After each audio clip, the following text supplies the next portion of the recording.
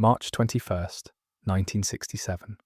San Luis Obispo, California. Charles Manson is released from prison after serving time for theft. The sun rises high over the hills, casting a warm golden glow on this seemingly unremarkable town, a backdrop for a life poised to shift dramatically. As the heavy prison door clangs shut behind him, the sound echoes through the air, symbolizing both a release from confinement and the unsettling return to freedom. Manson steps out, a man who has spent years behind bars, now ready to navigate a world that has evolved in his absence. Born in 1934, Manson's criminal history is a tapestry woven with theft, fraud, and numerous petty crimes. Yet this past is more than a mere record of offences. It serves as a precursor to the chaotic influence he will soon exert over the vulnerable. Strolling down the sun-drenched streets of San Luis Obispo, he inhales the salty air from the nearby ocean, mingling with the sweet scent of blooming wildflowers. It creates an atmosphere that feels both inviting and deceptive, drawing him into a reality where he is a man on a mission, one that will ensnare many lives in its web. With his long hair and magnetic presence, Manson embodies the spirit of the counterculture movement. The 1960s are a time of exploration, freedom, and a search for community, all of which he promises to provide. Released into a world alive with the sounds of rock music and revolutionary ideas, he becomes a beacon for disenchanted youth, unaware that he will distort their yearning for liberation into something far more sinister. The vibrant energy of the era, filled with hope and potential, is about to be twisted into a dark narrative. As he reconnects with a small group of loyal followers, a peculiar energy fills the air, an intoxicating mix of excitement and anticipation. Faces illuminated with admiration surround him, eager to absorb his every word. Manson speaks with a charm that flows like honey, promising love, family, and a deeper understanding of existence. For these young souls, many emerging from troubled backgrounds, his message feels like a lifeline, tossed into turbulent seas. The warmth of the sun overhead contrasts sharply with their cold pasts, creating a deceptive sense of safety that envelops them. Manson begins to draw these followers into a world where he positions himself as a prophet of a new way of life. His discussions revolve around peace and love, concepts that resonate deeply with the counterculture movement. However, beneath this surface lies a darker agenda. His influence grows, feeding on the insecurities and vulnerabilities of those around him, manipulating their emotions while steering them toward unwavering obedience. For those who have felt lost and unloved, his seemingly benevolent facade becomes an irresistible magnet, pulling them deeper into his orbit. In the weeks that follow, Manson gathers his growing family at a commune in the California desert, an isolated haven that allows him to cultivate their dependency. The sounds of laughter and music fill the air, a stark contrast to the environments many of them have escaped. Nestled among rolling hills and far from the judgmental eyes of society, the commune becomes a breeding ground for Manson's ideology.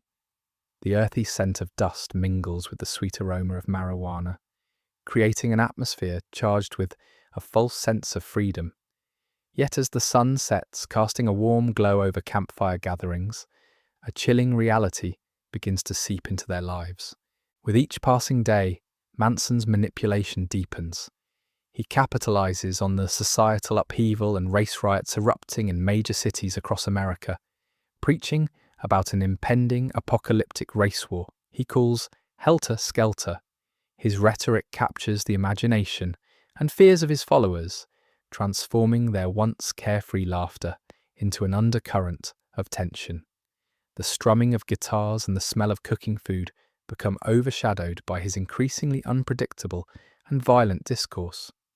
Each member of his cult, initially seeking solace and community, finds themselves ensnared in a web of psychological control and fear. As Manson's influence spreads, he becomes a figure of both adoration and dread. The youth who join him are drawn in by promises of love and acceptance, yet they are ultimately ensnared in a dark reality that leads them down a perilous path. The laughter of those first gatherings fades, replaced by a growing silence filled with unspoken fears. The once vibrant energy in the air now feels heavy, foreboding, as Manson assumes the role of a self-styled messiah, leading his followers further into an abyss of his design. The transformation of Manson from a petty criminal to a cult leader is not merely a tale of personal evolution. It reflects a seismic shift in the cultural landscape of the late 1960s. He occupies a unique intersection of societal change, armed with the knowledge of how to exploit the vulnerabilities of a generation yearning for connection. His charisma and the magnetic pull of his ideology will soon manifest in shocking ways, marking the inception of a terrifying legacy that will haunt the nation. As the sun dips below the horizon, casting long shadows over the desert landscape, Manson's power solidifies, rooted in the love and fear of those who surround him. What began as a quest for community and belonging is gradually morphing into a nightmare, one that will reverberate through countless lives. The sounds of the desert night settle in, a haunting reminder that darkness often lurks beneath even the most idyllic settings. With the stage set and tensions brewing, the following weeks will reveal the true extent of Manson's influence, leading to a series of events that will forever alter the course of American history. The question lingers: how far will his followers go in the name of their leader? The answer awaits as the darkness deepens, drawing them ever closer to an inescapable abyss. 1967, June 1st, San Francisco, California. In the midst of the summer of love, a charismatic figure emerges from the haze of psychedelic music and free-spirited gatherings, drawing in a diverse group of young seekers. Charles Manson, with his disheveled hair and piercing eyes, stands at the center of this whirlwind, embodying the essence of rebellion against societal norms. His magnetic presence captivates disillusioned youth, many searching for a sense of belonging in a world that feels increasingly fractured and chaotic. Distant guitar strumming. As Manson begins to attract followers, he employs a blend of charm and manipulation, speaking directly to their deepest fears and desires. He taps into the zeitgeist of the counterculture movement, promising a commune that embodies ideals of love and peace while offering a sense of purpose and community. The young men and women flocking to him come from various backgrounds, a tapestry of lost souls seeking meaning, escaping broken homes, or rejecting the mainstream values of the 1960s. They are drawn in by Manson's vivid storytelling, creating an illusion of safety amidst the turbulence of the era. In those initial gatherings, the sound of laughter mingles with the strumming of guitars, a symphony of youthful exuberance that masks an undercurrent of something darker. Laughter fades into a low hum. The communal living situation takes root in the sprawling hills of California, where Manson's followers set up camp in makeshift dwellings. Living together in close quarters, they share meals and experiences while absorbing Manson's teachings. The air is thick with the smells of incense and marijuana, drifting through open spaces as they gather to discuss philosophy, spirituality, and the tenets of Manson's ideology. This shared existence fosters intense bonds among the group, intertwining their lives and overshadowing previous familial ties. The sunshine casts a warm glow on their secluded enclave, a striking contrast to the instability many have left behind. Rustling leaves. Manson's recruitment methods are unconventional yet effective, often targeting the vulnerable, those struggling with self-identity or disillusioned by the world around them. He skillfully identifies individuals receptive to his message, using flattery to make them feel special and significant. Through late-night talks and spontaneous rituals, he weaves a narrative that intertwines sex, spirituality, and survival. The intoxicating mixture of music, drugs, and Manson's fervent beliefs creates an atmosphere ripe for indoctrination, where the lines between reality and illusion blur. The laughter and music, accompanied by the clinking of glasses from shared drinks, create a sense of euphoria that further binds the group together. Clinking glasses. In these early days, Manson's followers are enamored with his vision of a utopian society, free from the constraints of modern life. They embrace communal living, sharing not only their possessions, but also their dreams and fears. The yearning for connection is palpable as they engage in group meditations beneath the stars, their voices rising in harmony, echoing through the quiet night. Yet, amidst this apparent tranquility, the seeds of control and manipulation begin to take root. Manson's teachings subtly shift from love and acceptance to a more unsettling doctrine, fostering loyalty and obedience, and building a framework for a totalitarian structure disguised as family. Soft murmurs. The demographics of Manson's followers are strikingly varied, yet united by a common thread of disenfranchisement. Young women, often with histories of abuse or neglect, find a sense of belonging within the group, convinced they are part of something greater than themselves. The men, many of whom are disillusioned veterans or young idealists, yearn for a father figure and gravitate toward Manson's authoritarian style of leadership.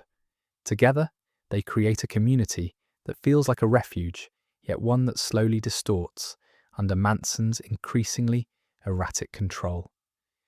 The laughter that once filled their gatherings begins to morph into an uneasy silence, punctuated only by Manson's fervent speeches. Crackling fire. As the sun sets over the San Francisco skyline, the vibrancy of the city contrasts sharply with the darkening atmosphere within the group. They gather around a fire, the crackling flames casting flickering shadows across their faces, illuminating the growing tension. Manson's eyes glint with something more sinister as he begins to preach about the impending apocalypse. A chaotic reckoning, he insists, is on the horizon. Fear and excitement mingle in the air, creating an intoxicating blend that deepens the followers' allegiance to him. The sound of the crackling fire seems to echo their growing anxiety, the flames licking higher as their commitment to Manson solidifies in the face of an imagined threat. Fire crackling. The lifestyle that emerges within Manson's community is a paradox of liberation and oppression. While they revel in the freedom of their choices, the underlying currents of fear and manipulation shape their reality. Manson orchestrates their lives with an iron grip, dictating not only their beliefs, but also their every action, all under the guise of love and unity. The clinking of dishes during mealtimes becomes a backdrop to whispered conversations about loyalty, sacrifice, and the group's shared destiny. What began as a quest for connection morphs into a chilling allegiance to a man who holds the power to shape not just their lives, but their very identities, distant voices. As the summer months linger on, the Manson family solidifies their bonds, unknowingly laying the groundwork for events that will soon spiral out of control. The carefree laughter of their gatherings is overshadowed by the looming shadows of Manson's darker inclinations, setting the stage for a future steeped in chaos and tragedy. In the vibrant tapestry of their lives, the threads of hope and despair intertwine, creating a haunting prelude to the unimaginable acts that lie ahead. With the formation of the Manson family now firmly established, the stage is set for the conflicts and revelations that will soon unfold, testing the very fabric of their existence. What unforeseen events might challenge the bonds they have forged? The answers are just around the corner. There is a pause. 1968, January 1st, Chatsworth, California. The Manson family relocates to Spahn Ranch, a former movie set. Dust swirls in the air as they arrive, a convoy of mismatched cars and worn-out vans, creating an image that seems less like a cohesive unit and more like a transient dream.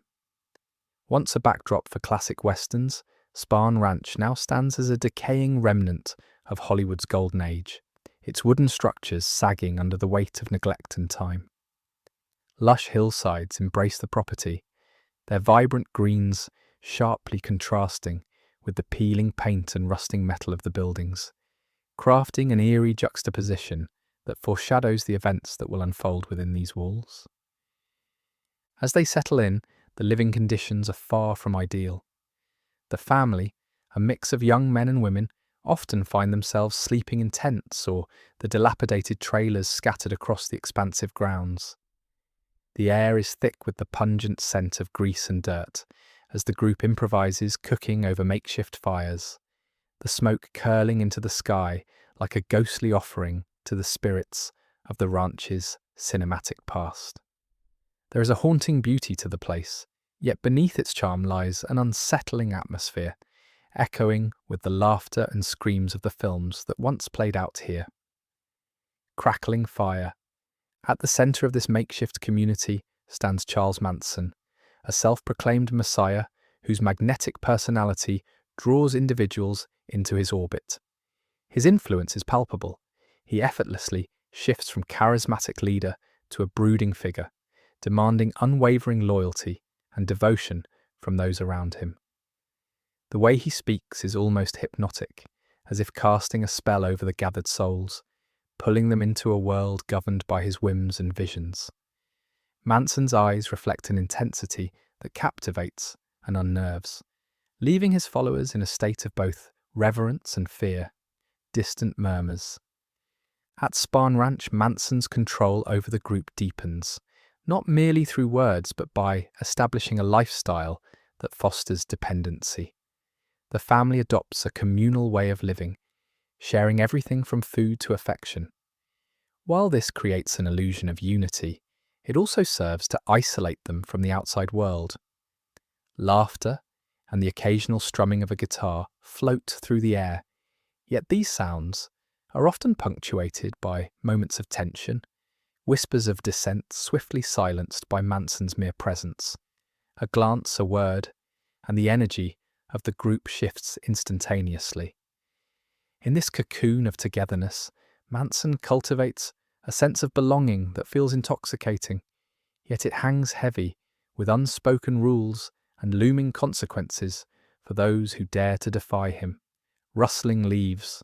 The ranch itself becomes a character in this unfolding drama, its creaking wooden beams and rustling leaves bearing witness to the secrets and struggles that transpire within its walls. As the sun sets, casting long shadows across the parched earth, the fading light transforms the landscape into a scene yearning for both redemption and ruin.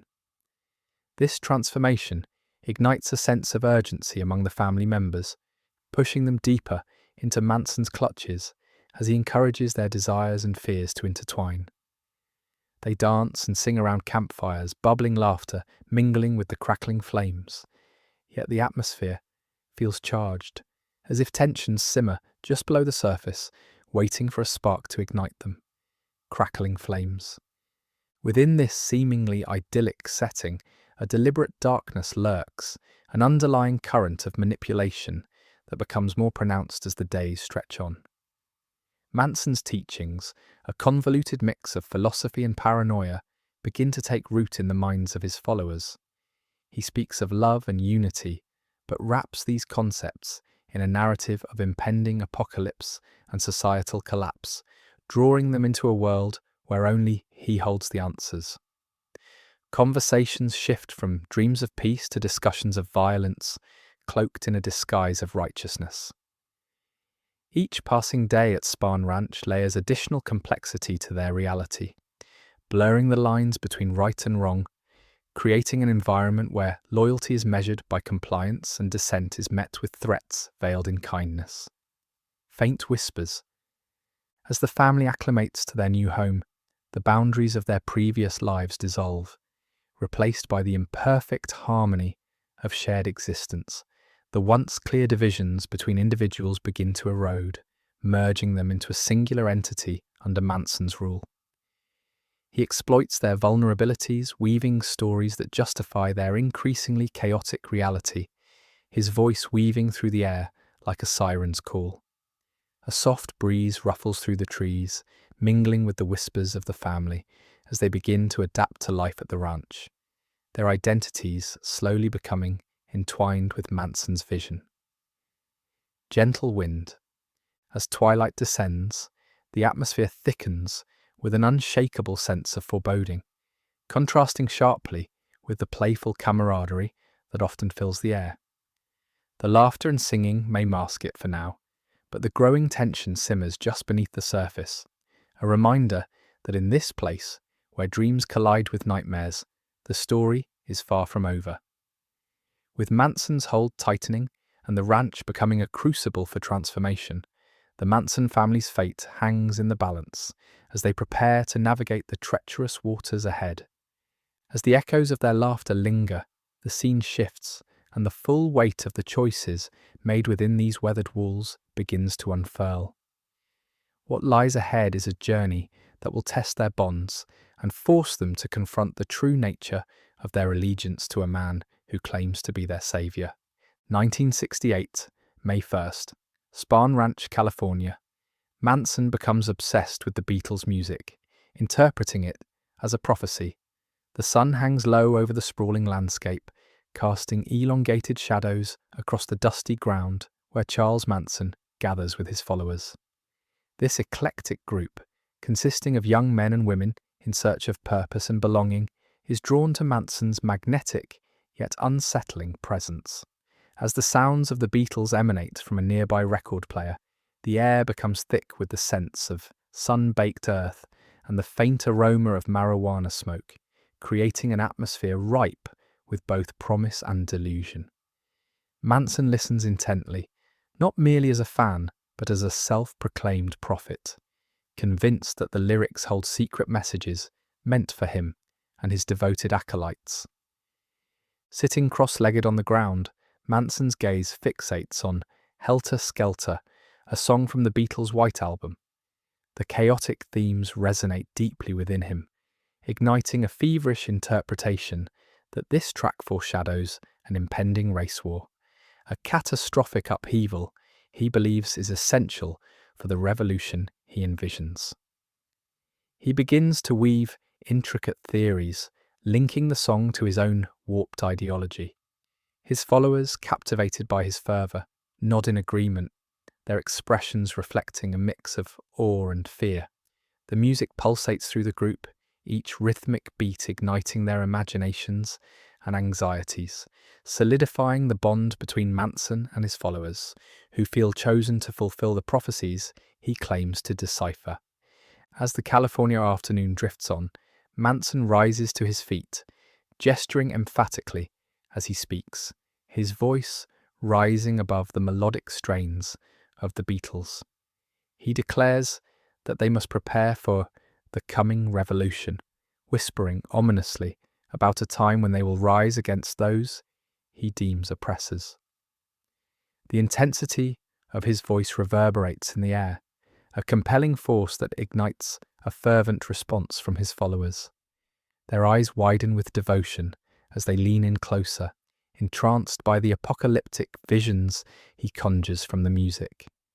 The atmosphere crackles with anticipation, an electric sensation coursing through them, as they begin to see themselves as warriors destined to enact the prophecies embedded within the songs. On this pivotal day, Revolution 9, another track from the same album, seeps into Manson's consciousness.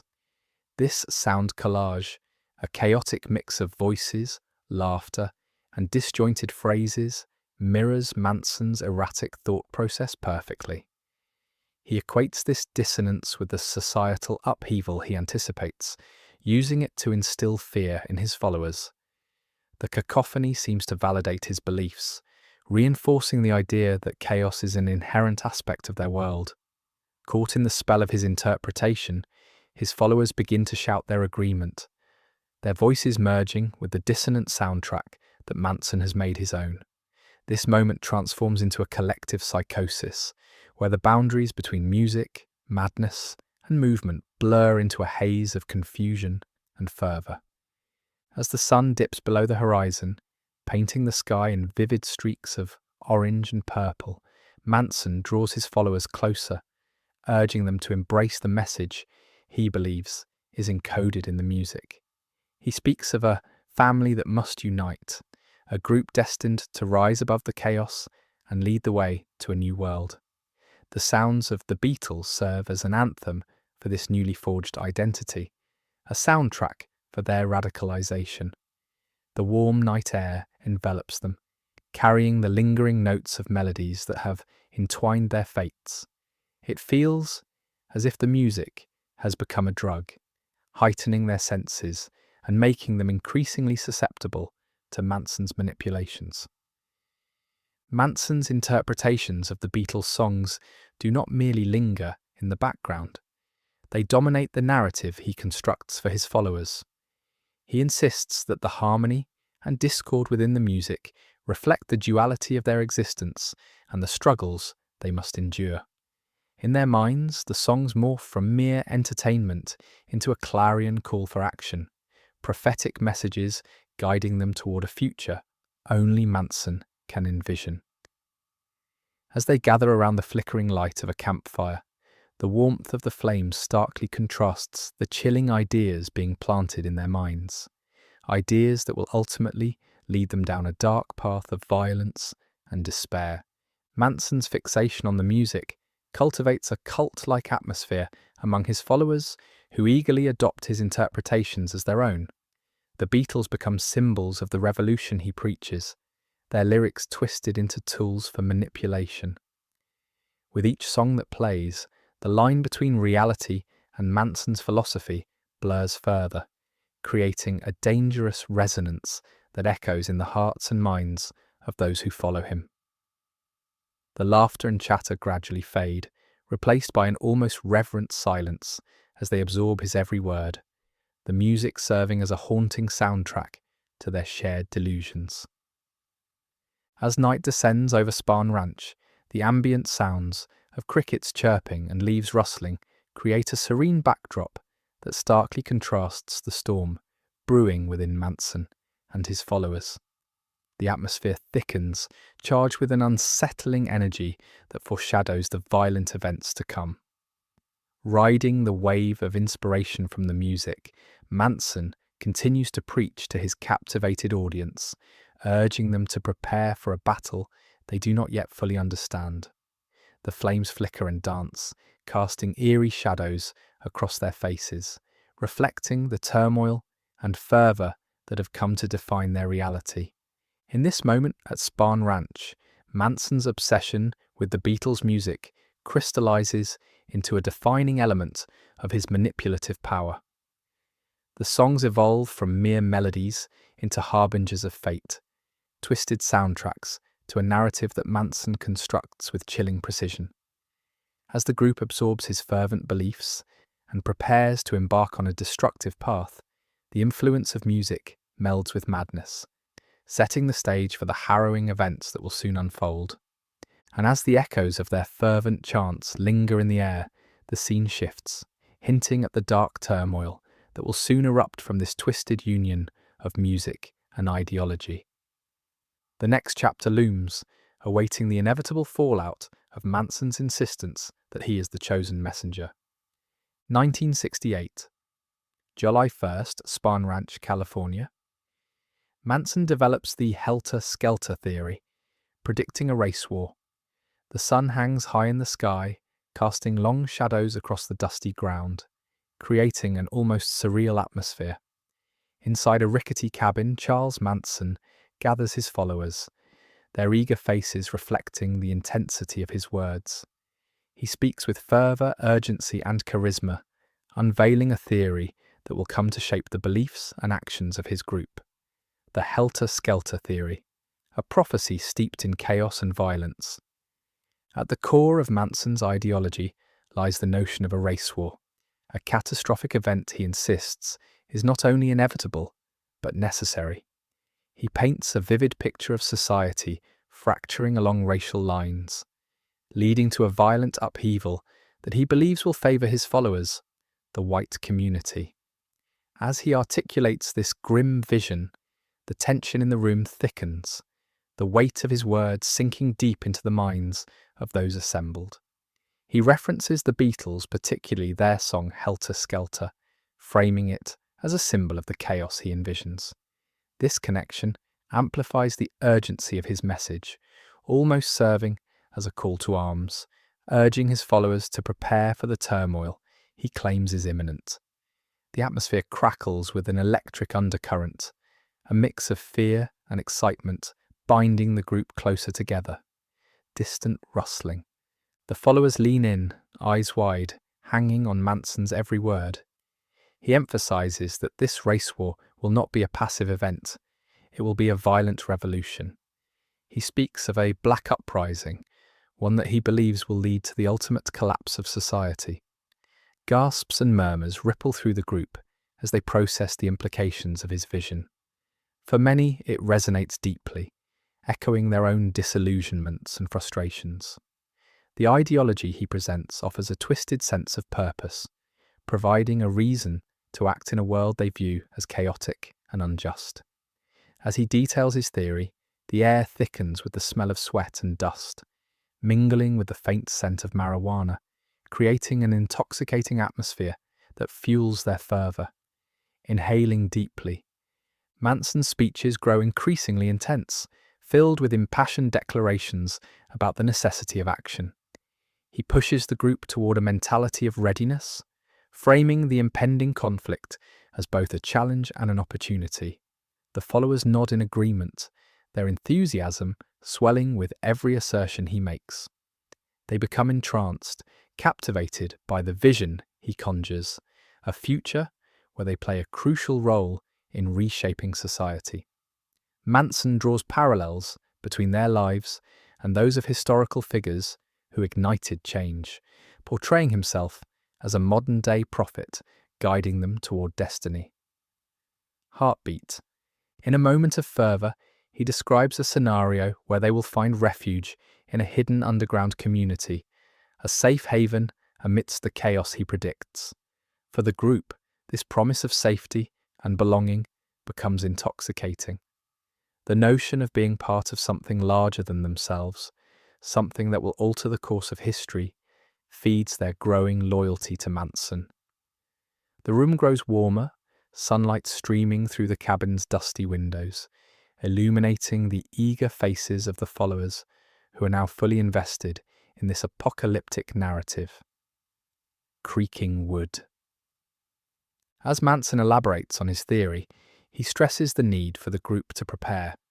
He speaks of armed resistance, urging them to gather weapons and resources, framing it as a necessary step in their collective journey. The sound of his voice rises and falls, a rhythmic cadence that pulls them deeper into the fervour of his ideology. Each phrase carries an urgency, underscoring the belief that time is of the essence.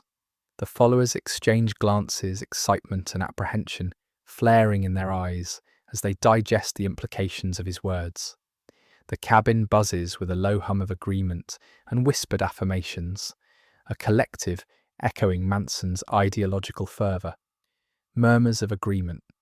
In the days that follow, this moment of revelation solidifies the foundation of their shared beliefs. The helter-skelter theory transforms from a mere concept into a guiding principle for the group. Manson's influence deepens as they prepare for what they perceive as an inevitable conflict. Each detail of his vision embeds itself in their minds, woven into the fabric of their reality. They begin to see themselves as soldiers in a coming war, each tasked with playing their part in the chaos that Manson has predicted. Distant thunder.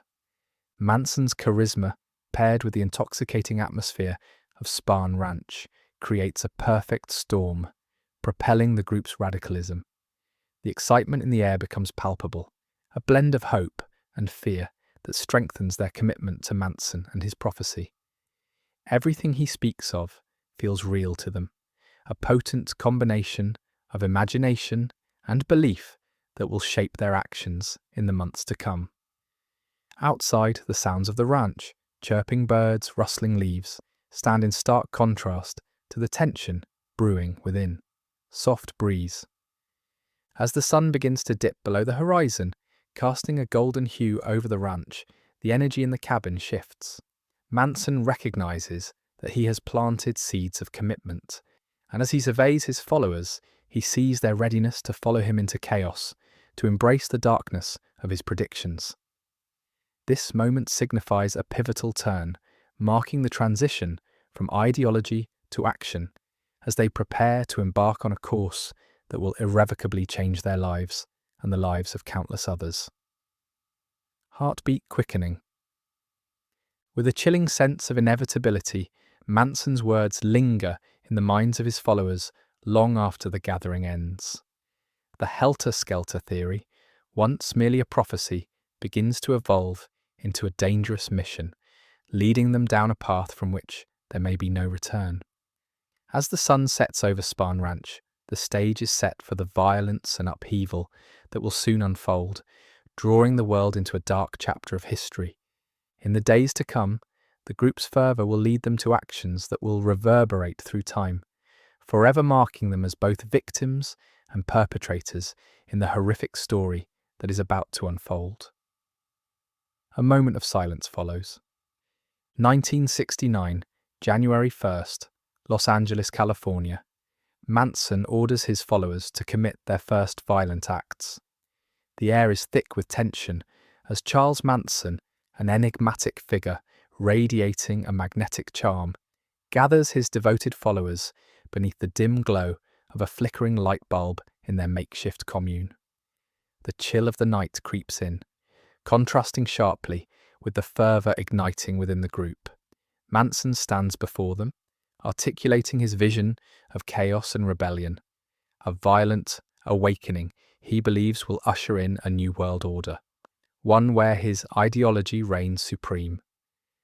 The followers, a motley crew of disillusioned youth searching for purpose, hang on to his every word, their eyes wide with a mixture of reverence and fear. With a commanding presence, Manson lays out his chilling directive. It is time to instigate their first acts of violence. He speaks of a coming war, a race war he ominously dubs helter-skelter, suggesting that the only way to bring about the era he envisions is through bloodshed. The group, highly impressionable and yearning for belonging, nods in agreement, their minds racing with adrenaline and excitement. In that dimly lit room, the atmosphere electrifies with a sense of foreboding, the walls echoing with whispers of loyalty and submission to Manson's will. Heartbeat. As the command settles among them, a palpable shift occurs. The vision transforms from mere rhetoric into actionable intent. Manson's followers, driven by a blend of devotion and desperation, prepare themselves for the upcoming mission. The harsh reality of their actions begins to sink in, yet the intoxicating thrill overshadows the dread. They stockpile weapons and rehearse their roles, each one propelled by unwavering faith in Manson's prophetic narrative. Outside, the sounds of the city hum in the background, a stark contrast to the chaos brewing within the commune. Distant traffic. The day dawns with a heavy foreboding sky as the group, now emboldened and armed, sets out into the urban sprawl of Los Angeles. The streets are alive with the sounds of everyday life, honking horns, distant conversations, and the faint scent of exhaust mingling in the air. Yet the followers remain focused, fixated on Manson's words resonating in their minds. They are no longer just friends or acquaintances. They are a collective, united by a singular purpose that feels both righteous and terrifying. Each step they take echoes with the weight of their impending actions, and anticipation hangs thick in the air. Footsteps on pavement. In a moment that feels suspended in time, they approach a seemingly random target. It's a quiet neighbourhood, filled with homes where families go about their daily routines, blissfully unaware of the storm that is about to break. The followers exchange furtive glances, a mix of uncertainty and resolve etched on their faces. The flickering lights of street lamps illuminate their path, casting long distorted shadows that mirror the turmoil brewing within them. As they advance, the sounds of laughter and life fade into the background, replaced by a silence that amplifies the gravity of their mission. Distant laughter fading. The first violent act unfolds in a chaotic rush, a whirlwind of adrenaline that clouds their judgment. The followers, driven by a mixture of fear and fervour, unleash their aggression, their actions fueled by Manson's incessant teachings that glorify violence as a means of achieving liberation. The shock of brutality reverberates through the air, a violent punctuation in the quiet that enveloped the neighbourhood mere moments before. The screams, muffled by shock and disbelief, pierce the night, an unsettling reminder of the fragility of life. In that instant, innocence is shattered, and a new chapter of fear begins to unfold in the community. A scream, then silence. In the aftermath, the followers retreat into the night, their hearts racing, minds grappling with the enormity of what they have just done. The lingering sounds of sirens begin to fill the air, a harbinger of the chaos they have unleashed. As they huddle together, a mix of exhilaration and dread courses through them. They are bound by a shared experience that is as terrifying as it is intoxicating. The reality of their actions begins to weigh heavily, but the thrill of having participated in something so radical overshadows their apprehensions. They find solace in each other, their bond tightening as they process the grim reality of their first violent act. Distant sirens. The community, once peaceful and unaware, begins to grapple with the shockwaves of this violent intrusion. Reports of the attack spread rapidly, sending ripples of fear through the neighbourhood. Residents lock their doors, and the once bustling streets grow quiet as anxiety grips the hearts of many. Conversations shift from mundane topics to urgent whispers about safety, about the unknown threat lurking within their midst. The atmosphere is thick with uncertainty, as people start to question their sense of security in a place that once felt like home. Door locks clicking. As the news of the violent acts unfolds, the police mobilise with urgency, dispatched to investigate the scene and quell the rising tide of fear. Officers, with their sirens blaring and lights flashing, navigate the streets, eyes peeled for any signs of the perpetrators.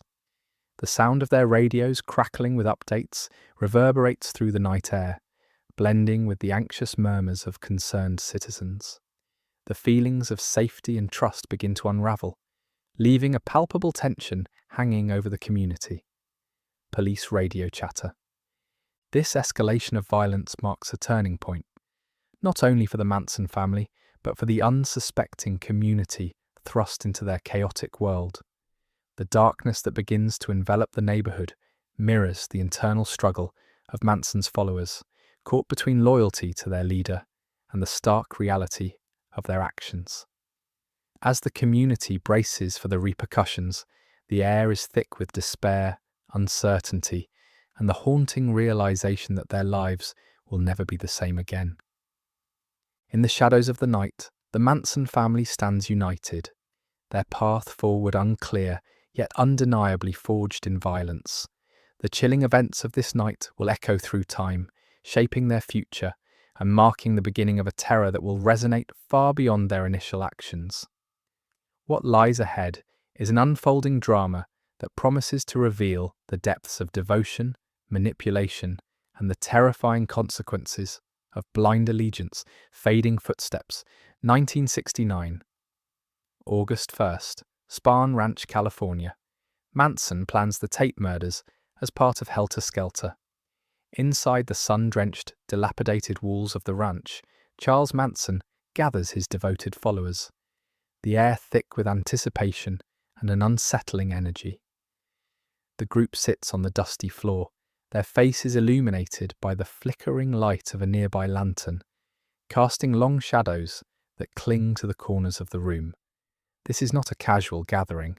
It is a meeting charged with intent, one that will set in motion a series of events steeped in horror. Manson, a charismatic figure with wild hair and piercing eyes, stands at the centre, commanding the attention of his followers. His voice carries a tone of urgency as he lays out his vision, a twisted philosophy he calls helter-skelter. He describes a coming race war, one that he believes will engulf the United States, positioning himself as a prophet destined to instigate the chaos. The words flow from him like a dark river, drawing in his audience as they absorb the gravity of his declarations. The members of Manson's commune, known as the Manson family, listen intently, their expressions a mix of fascination and fear, the weight of their leader's beliefs pressing heavily upon them. Low murmurs. In the midst of this fervour, Manson reveals his chilling plan. They will target individuals whom he perceives as symbols of the establishment, the very society he believes must be dismantled. Among the names he mentions is actress Sharon Tate, a rising star in Hollywood, who is 8 months pregnant at the time. The air grows thick with tension as he describes her home, the place she shares with her husband, director Roman Polanski. Manson's directives are clear. They must strike fear into the hearts of those who stand against him. A perverse sense of purpose fuels the gathering, and the reality of their impending actions begins to a moment of silence follows. Is a pause. As the discussion unfolds, Manson's followers murmur about the logistics of the plan, sharing ideas and suggestions, each one more disturbing than the last. They deliberate over specifics, considering the best time to carry out the murders, where to enter, and how to execute the plan with precision. The flickering lantern casts ghostly shadows, dancing in rhythm with their fervent discussions, creating a macabre ballet of commitment to the actions that lie ahead. Outside, the sun hangs low in the sky, painting the landscape in hues of gold and crimson. It seems to foreshadow the bloodshed that will soon stain the earth. Distant birdsong fades. The atmosphere thickens with a shared sense of purpose, and Manson's increasingly fervent rhetoric amplifies the urgency of their mission. He spins grandiose tales of societal collapse, calling for his followers to be the vanguard of a new order. Each word is a spark that ignites the air, and the disciples nod in agreement, their minds entranced by Manson's manipulative charm. They envision themselves as warriors in a battle they cannot fully comprehend, yet their loyalty to Manson blinds them to the reality of their actions. To them, this is not merely murder, it is an act of rebellion, a necessary step toward a chaotic future that Manson envisions. Heartbeat. As they finalize their plans, the list of chosen targets grows, with the focus shifting to the affluent lifestyle of Hollywood's elite. The group discusses how their actions could serve as a catalyst for the societal upheaval Manson has predicted. They believe that by instilling fear in those they perceive as oppressors, they can spur the violent revolution that Manson preaches. The ranch fills with a sense of camaraderie, the sound of excited whispers mingling with the rustling of clothing against the dirt floor, creating an eerie soundtrack to their twisted conspiracy. Each follower seems to lose themselves in the collective identity that Manson promotes, drowning in the intoxicating ideology that has taken root in their hearts. Rustling clothing. In the days leading up to the fateful night, the energy at Spahn Ranch shifts palpably. The planning meetings become more frequent, charged with urgency as Manson and his followers refine their strategy. They move as if guided by an invisible thread, weaving through the dusty rooms and sunlit spaces of the ranch, preparing for the darkness they're about to unleash. The reality of their impending actions begins to crystallize, excitement mingling with an undercurrent of anxiety, a gnawing dread that lurks beneath their fervour. They practice their movements, rehearsing for a performance they believe will change the world, unaware of the horror they are about to inflict on innocent lives. Footsteps echoing. As the time draws closer, the atmosphere of the ranch grows electric with anticipation. The beat of Manson's words echoes in their minds, and they find themselves entranced, caught in a web of delusion and conviction. The laughter and chatter that once filled their days give way to a somber determination, a shared understanding that they are on the brink of something monumental. Manson's directives resonate within them, and as shadows lengthen outside, they prepare to step into the night, ready to embrace the chaos they believe will bring a bow. Time seems to stand still. There is a pause. In this moment, the stage is set. The discussions, the fervour, the planning, all converge into a single, haunting realization. This is the inception of a nightmare that will reverberate through history. With the sun setting on Spahn Ranch, the followers of Manson are poised to transform their dark visions into reality. The air is electric, tinged with the scent of impending violence, as they ready themselves for the events that will change the lives of many forever. Distant thunder. As the night approaches, the tension mounts, leaving only a chilling silence in its wake. The calm before the storm. What will unfold in the coming hours will be etched into the fabric of American law, a grim reminder of the darkness that can lie beneath the surface of human devotion. 1969. August 8th, Los Angeles, California. Manson's followers carry out the brutal murders at the Tate residence. The evening begins with a tranquil air, the sun setting behind the hills, casting a warm, golden hue across the sky. Inside the luxurious home, laughter and music fill the space, creating an atmosphere of joy. Yet beneath this idyllic summer night, a sinister plan brews, orchestrated by Charles Manson and his devoted acolytes, who believe their violent actions will spark a revolution against the Hollywood elite. The Tate residence, a sprawling house on Cielo Drive, buzzes with activity. Inside, actress Sharon Tate, 8 months pregnant, entertains friends, including screenwriter Jay Sebring, actress Wojciech Frykowski, his girlfriend Abigail Folger, and Folger's lover, Polish filmmaker Roman Polanski, who is away in Europe. The sound of clinking glasses and bursts of laughter punctuate the evening, a stark contrast to the dark intentions lurking just outside. As shadows lengthen, an unseen presence approaches, the faint crunch of gravel underfoot, barely audible in the stillness of the night. Footsteps. Meanwhile, the followers, often referred to as the Manson family, prepare for what they perceive as a mission of divine retribution. They roll up to the residence in a stolen car, their muted whispers revealing a mix of exhilaration and cold determination.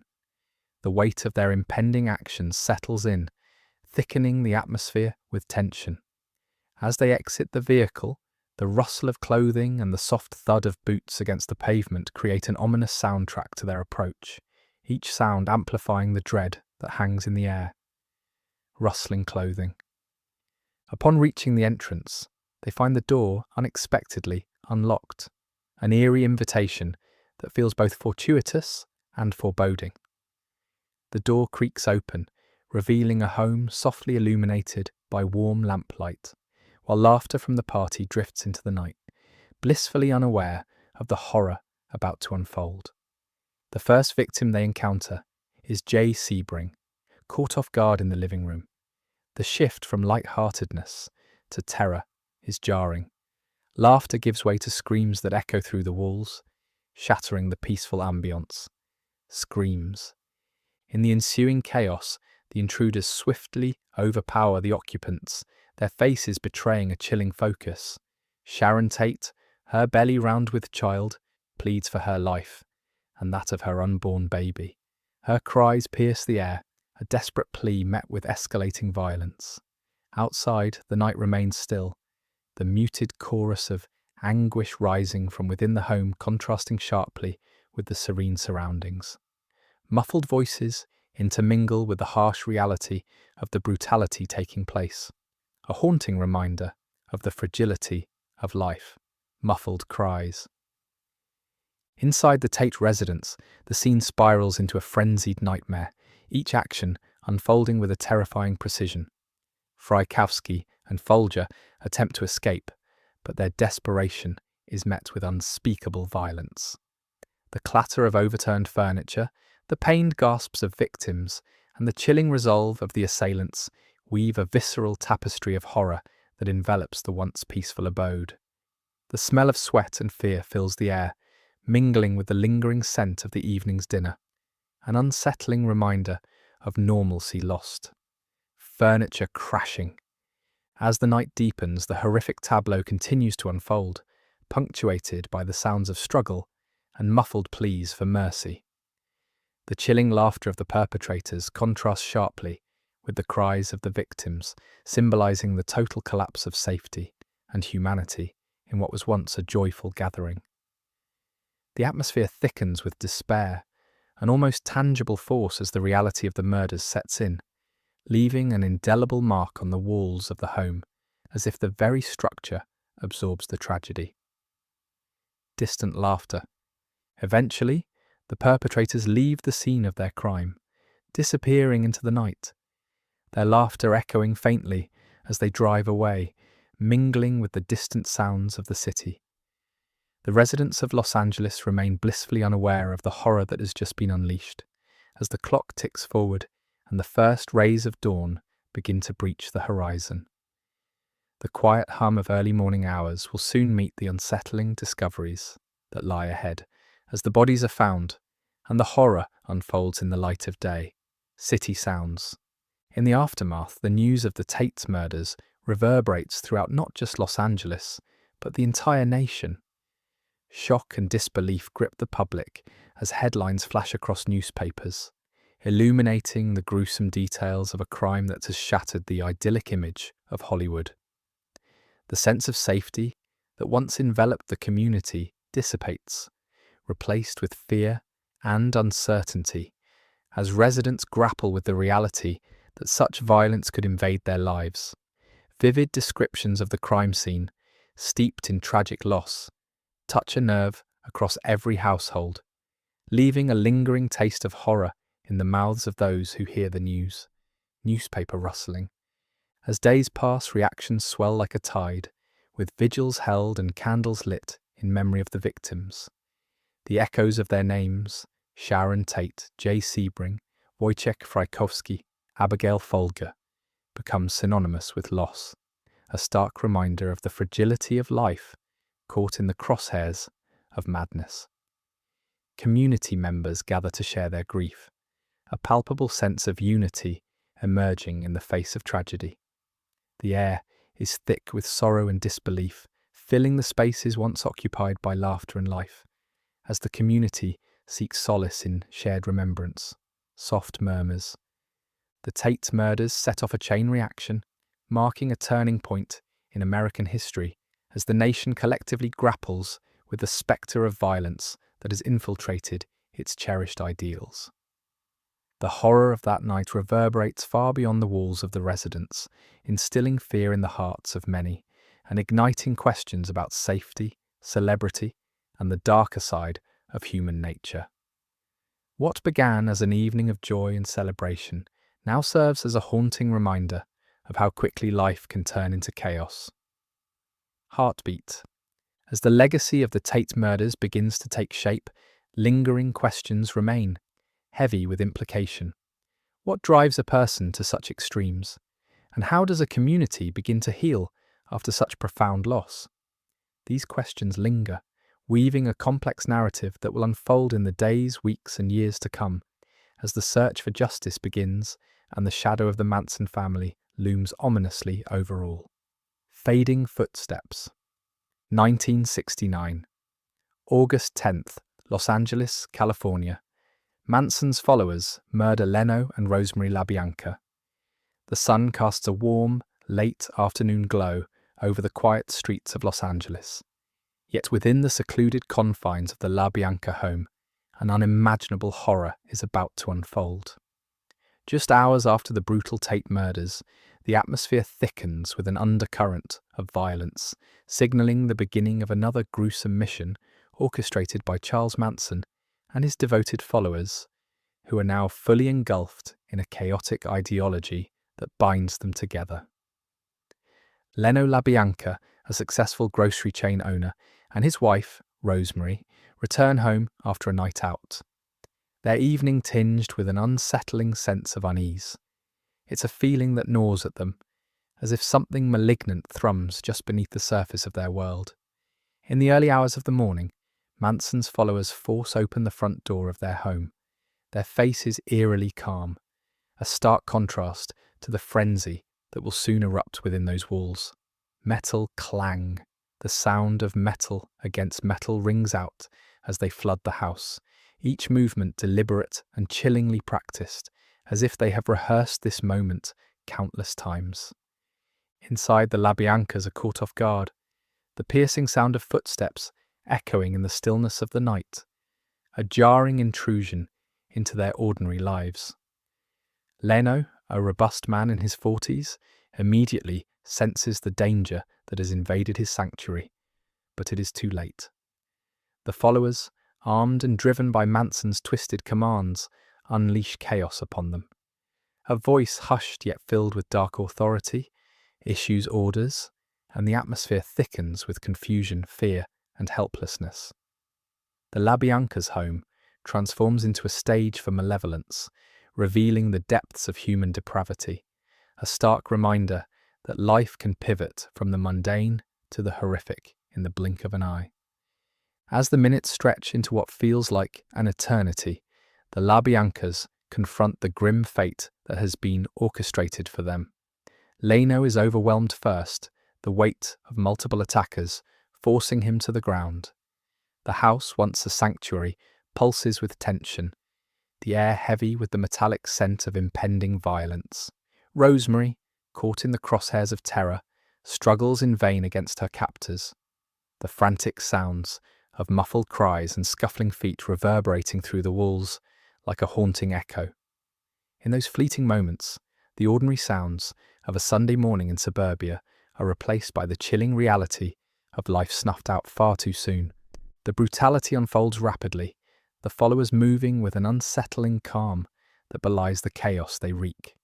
Each action is laced with a chilling precision, as if they were executing a grotesque dance choreographed by their leader's deranged philosophy.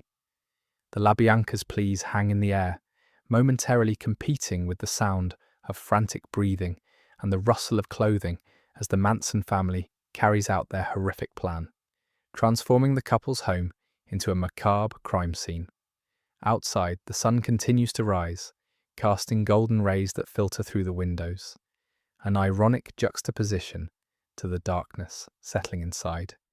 With the deed done, the atmosphere shifts once again as the Manson family retreats into the world beyond the LaBianca home, leaving behind a scene that will forever haunt the neighbourhood. The stillness that follows is heavy with a sense of finality, a silence that echoes the lives lost within. As they drive away, the scent of gasoline mingles with the fresh morning air, a reminder of the brutal reality that now resides within the walls they left behind. The horrors that have taken place inside remain invisible to the unsuspecting world outside, their effects rippling far beyond the modest facade of the LaBianca residence. As news of the murders begins to spread, the public reaction is one of shock and disbelief. The brutal killings shake the fabric of the community, creating an aura of fear that blankets Los Angeles. Neighbours, who had seen Leno and Rosemary as just another couple in the neighbourhood, grapple with the harsh truth that violence can erupt unexpectedly, tearing through lives and reshaping realities. The once vibrant streets are heavy with whispers and questions. How could such a thing happen here, in the heart of their seemingly safe neighbourhood?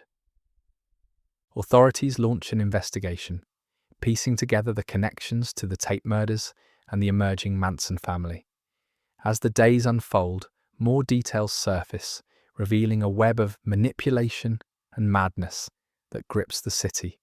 The lingering scent of fear permeates public spaces, blending with the sweet smell of blooming flowers in the parks, creating an unsettling atmosphere where ordinary life is punctuated by an undercurrent of dread.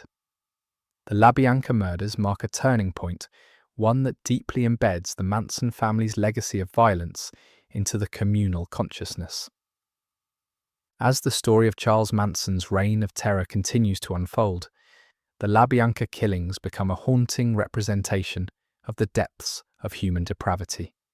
Each new revelation only deepens the horror, leaving the community grappling with an unsettling reality, the knowledge that, in the shadows of their everyday lives, darkness lurked, waiting for an opportunity to strike.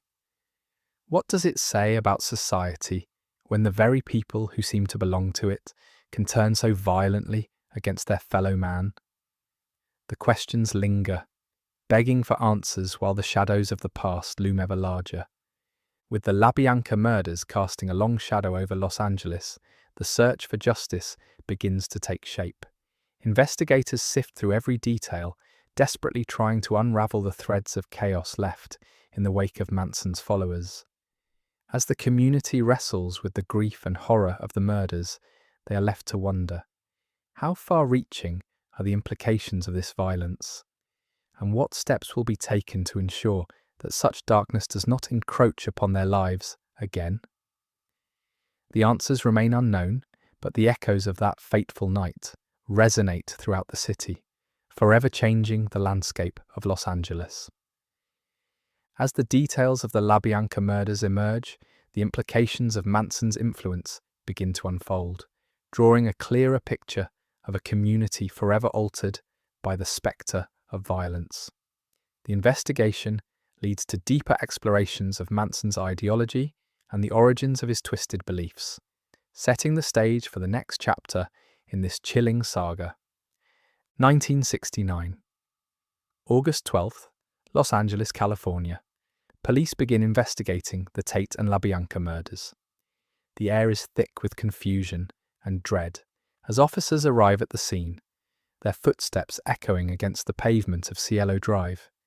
The sun hangs low in the sky, casting long shadows that seem to mirror the uncertainty swirling around this shocking crime.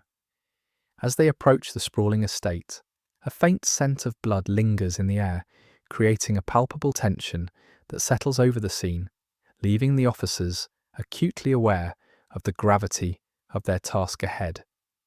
The murders are brutal and shocking, and news spreads through the city like wildfire.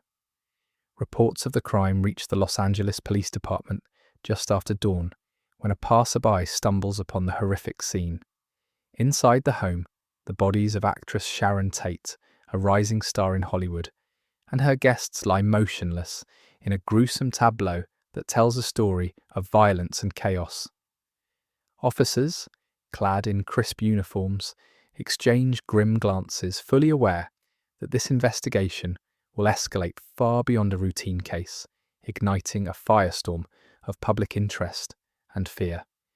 Initial leads emerge almost immediately as detectives begin canvassing the neighborhood, seeking witnesses who might have seen or heard something unusual in the moments leading up to the killings. The sound of radios crackles as officers relay updates, urgency palpable in their voices. A nearby resident mentions seeing a strange van parked outside the Tate residence the night before, igniting a spark of hope among the investigators. Yet as the day wears on, they grapple with a growing list of unanswered questions, each one amplifying the fear reverberating through the community, leaving residents on edge. As the sun rises higher, casting bright light over the crime scene, police set up a perimeter to keep the public and press at bay. The flashing lights of patrol cars paint the area in red and blue hues, illuminating the faces of onlookers who gather filled with disbelief and horror. Some stand in silence while others whisper among themselves, their voices tinged with anxiety. The smell of asphalt and gasoline hangs in the air, mingling with the metallic scent of blood that has soaked into the earth. Families clutch their loved ones tighter, hearts pounding with the chilling realization that violence has struck too close to home.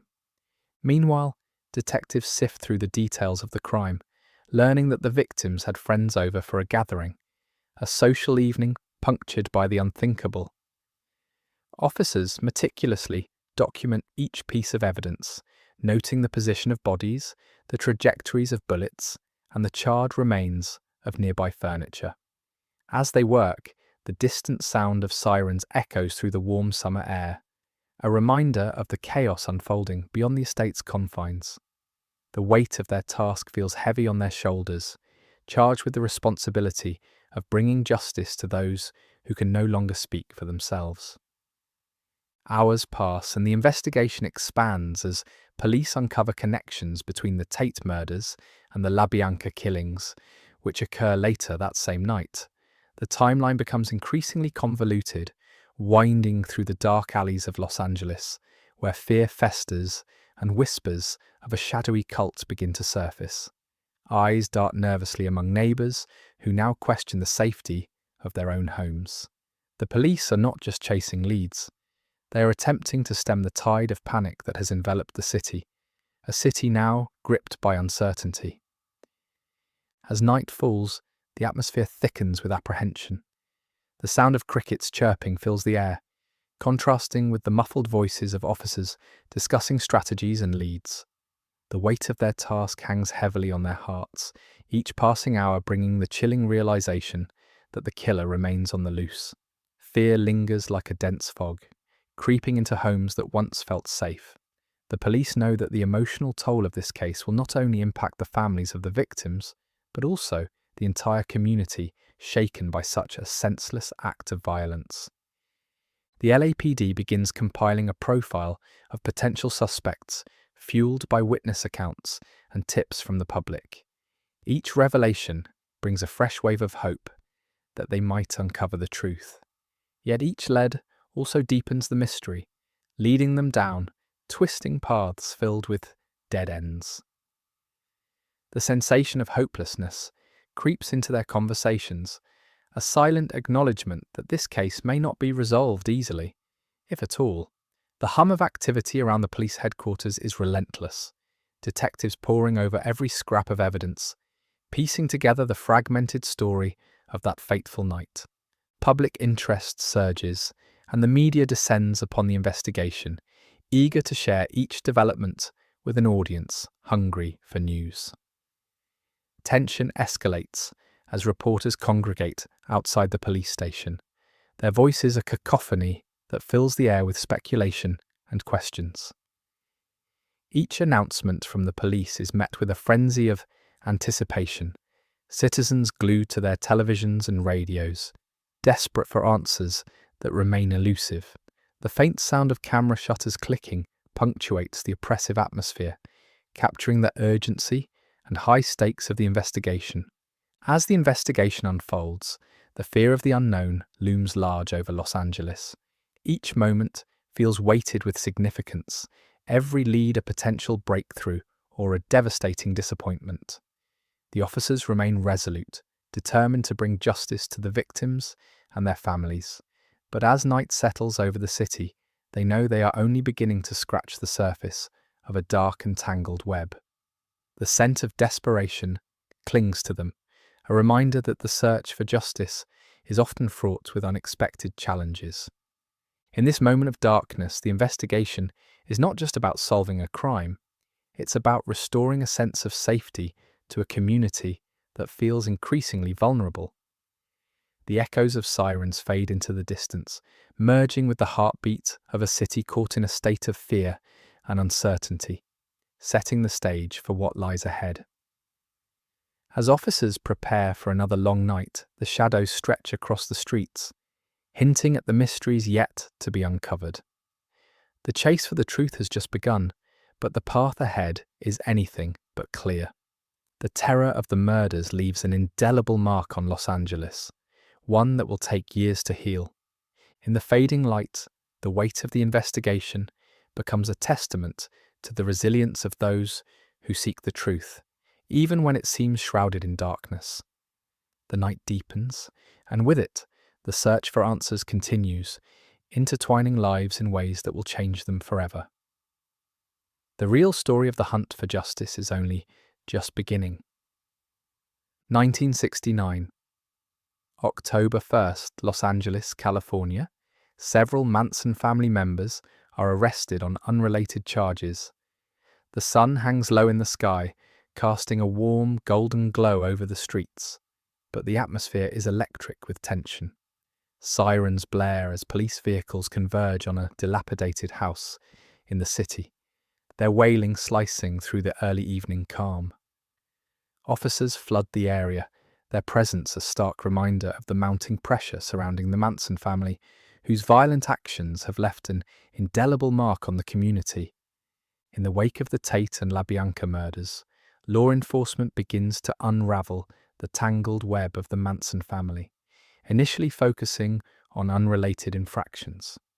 The group, once perceived as a mere gathering of free spirits, now stands accused of darker deeds. Inside the house, chaotic energy reflects a sense of impending doom.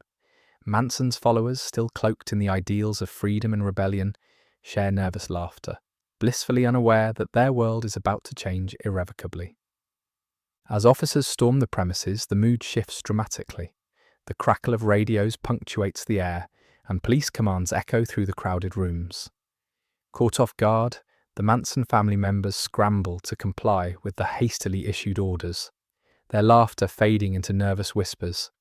Clad in uniforms, the officers methodically search the space, uncovering a cache of weapons hidden among the clutter, guns and knives, remnants of Manson's philosophy of violence disguised as protection.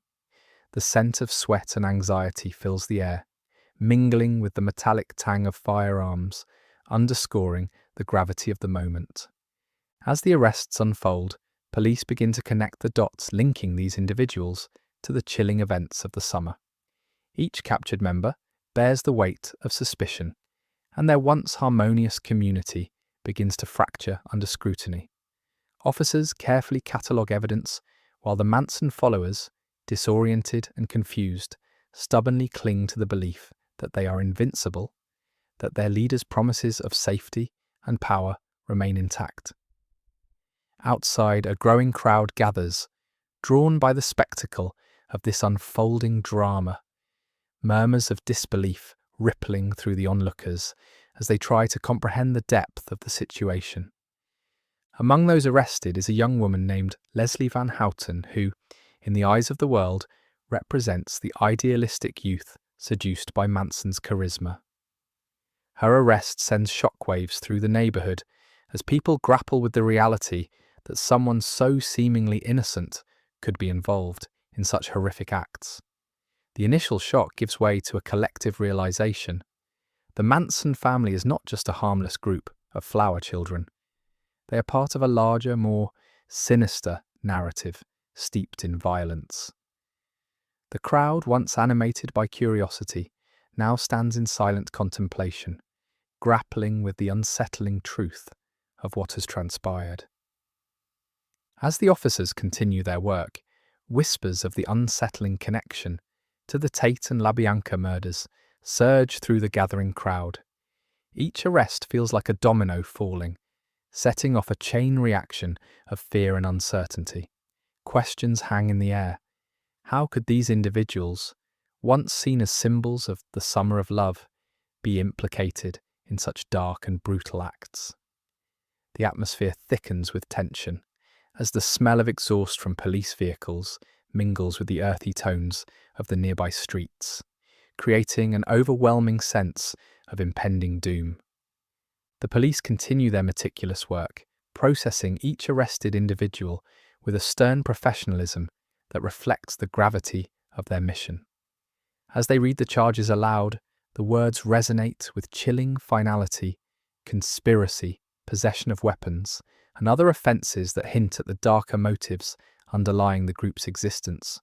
The sound of handcuffs clicking shut fills the air, a stark reminder that the utopia Manson preached was built on a foundation of manipulation and violence, rather than the love and peace he claimed to embody. Outside the house, cameras flash as reporters arrive, eager to capture the unfolding story that has captivated the nation. The sound of shutters clicking accompanies the murmurs of the crowd, each snap a reminder of the media frenzy surrounding the Manson family. Interviews are conducted in hushed tones, with witnesses recalling their encounters with the group, each story tinged with disbelief as the community struggles to reconcile the people they thought they knew with the monstrous reality of their actions. As the arrests are made, the tension in the air is palpable, each moment pregnant with the weight of what is still to come.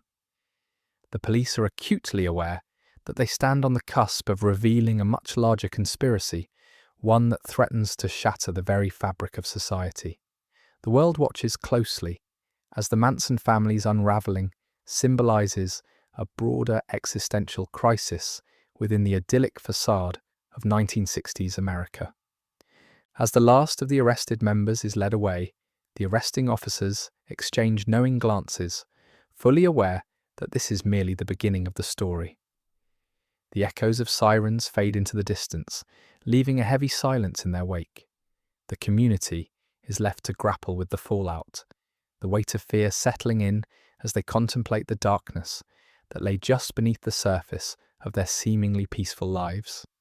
In the days that follow, the investigation deepens, revealing layers of manipulation and madness that have long remained hidden.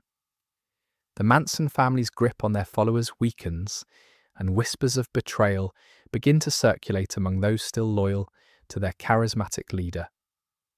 The stage is set for a confrontation that will echo through the annals of history, illuminating the chilling reality that even in the most vibrant of communities, darkness can lurk, waiting to strike. As the police sift through the remnants of the Manson family, the community braces itself for the revelations that lie ahead. The investigation is only beginning, and the truth is yet to be uncovered. But one thing is certain: the world will be changed forever by what has occurred. November 16, 1969. Los Angeles, California. Charles Manson is arrested in connection with the murders. The atmosphere is charged with tension as law enforcement officials converge on a dilapidated house nestled in the San Fernando Valley, a place where the self-proclaimed messiah of the Manson family has been holed up with his devoted followers. For months, Manson has cast a dark shadow over the city, his charismatic grip on a group of lost souls leaving the community trembling in fear. The echoes of chaos he has orchestrated resonate in the minds of those who have followed the news. The brutal Tate and LaBianca murders have become synonymous with terror in Los Angeles.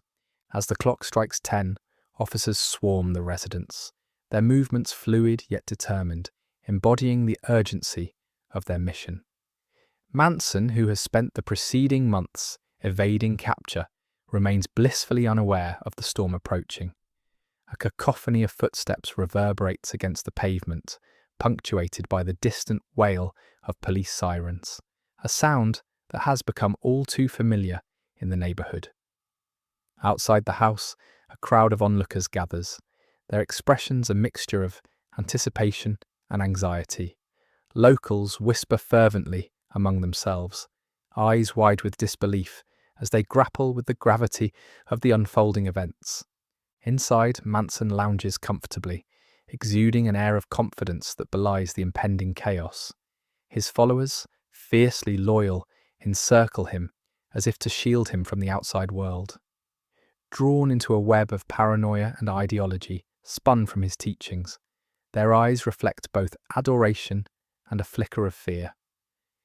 Manson's demeanour is calm, even charming, as he engages in idle chatter with those around him, the smell of incense wafting through the air, mingling with the scent of stale smoke.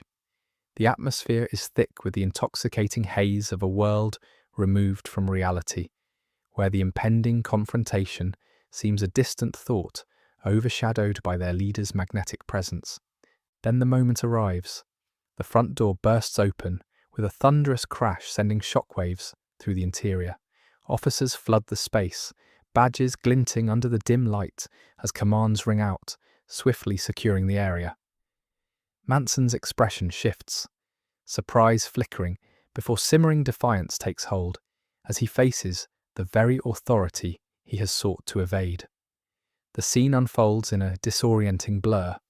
Officers move with practiced efficiency, arms raised to apprehend him, while his followers, caught off guard, scramble to comprehend the chaos around them.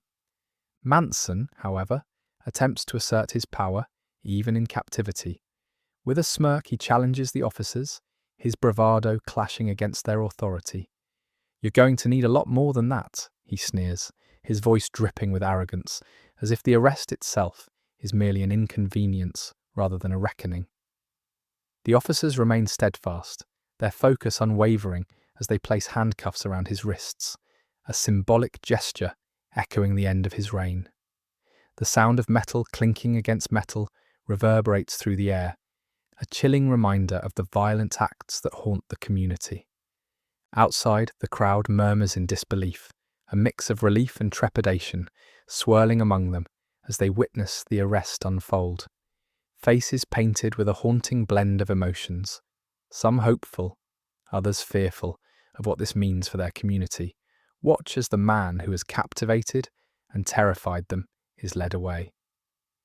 The sound of camera shutters clicking fills the air, capturing a moment that will be etched into the annals of history. Manson's name has become a rallying cry for both the curious and the horrified, and now, as he's taken into custody, it symbolizes a turning point in a narrative steeped in darkness. As Manson is escorted to a police vehicle, the crowd erupts in a mixture of cheers and jeers, a palpable, emotional release after months of anxiety.